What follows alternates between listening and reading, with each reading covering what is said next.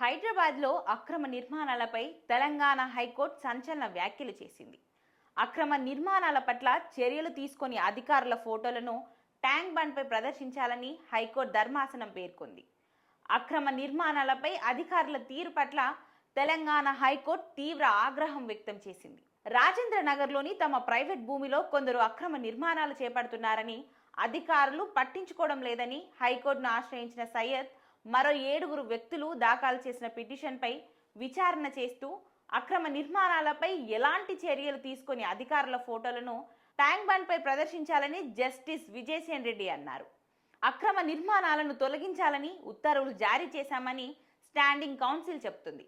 Task force అధికారులకు ఉత్తర్వులు పంపించామని GHMC అధికారులు చెబుతున్నారు. పోలీసుల నుండి భద్రత లేదని టాస్క్ ఫోర్స్ అధికారులు చెబుతున్నారు. అది శాంతి భద్రతల సమస్య అని పోలీసులు చెప్తున్నారు. ఇలా అందరూ చేతులు దులుపుకుంటే ఎలా అంటూ అధికారులపై ధర్మాసనం అసహనం వ్యక్తం చేసింది.